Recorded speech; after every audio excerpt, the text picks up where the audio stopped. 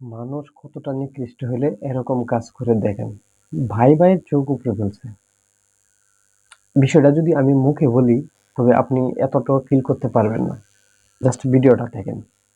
জমি ও টাকা নিয়ে বিরোধে বাবার সামনে ভাইয়ের দুই চোখ তুলে নিলেন আপন দুই ভাই। কোনো মানুষের কাজ না,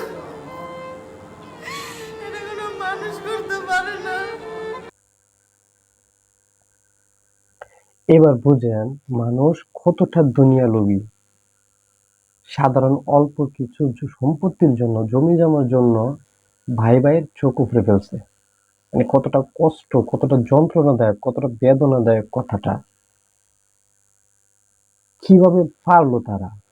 আমরা মানুষ, মানুষকে বলা হয় আশরাফুল মাখলুকাত, সৃষ্টির সেরা জীব।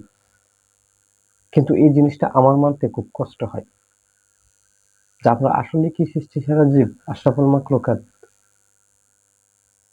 এটা কিভাবে পারলো যে ভাই ভাইয়ের চোখ উপড়ে ফেলছে, তাও সাধারণ জমির জন্য? অল্প যে লোকটার চোখ উপড়ে ফেলা হয়েছে ও তো আজীবনের জন্য অন্ধ হয়ে গেল। সে তো আর এই দুনিয়া দেখতে পারবে না। তার দুনিয়া দেখা অফ করে দিছে। চিন্তা করেন কত বড় একটা ঘটনা। এটা কোনো ছোটখাটো ঘটনা না, কিন্তু অনেক বড়, অনেক বড়, বিশাল। যারা এই অপকর্ম, অঘটন ঘটাইছে, বাংলাদেশ আইন নেই। আইনের মাধ্যমে এমন শাস্তি দেওয়া উচিত তাদের, যারা অদূর ভবিষ্যতে, ফিউচারে যেন কেউ এই ঘটনা ঘটার আগে একবার নয়, ১০০ বার নয়, ১০০০ বার তারা ফিল করে যে এই ঘটনার জন্য অমুক লোকের এমন শাস্তি হয়েছে।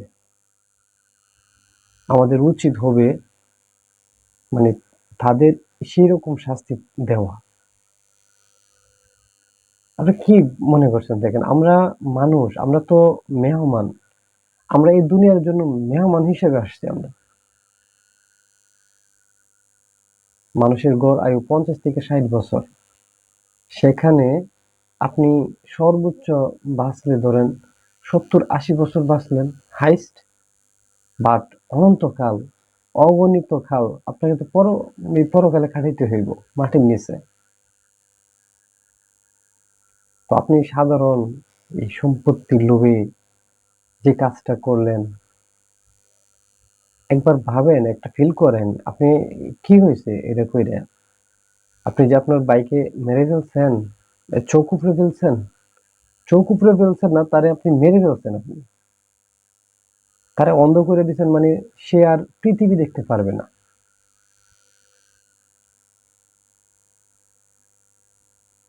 আমার আমার না, শুধু সারা বাংলাদেশের লোক এই ভিডিওটা দেখছে এবং সোশ্যাল মিডিয়ায় অনেক বেশি ভাইরাল হয়েছে কথা, এই কথাগুলো, এই ভিডিওগুলো।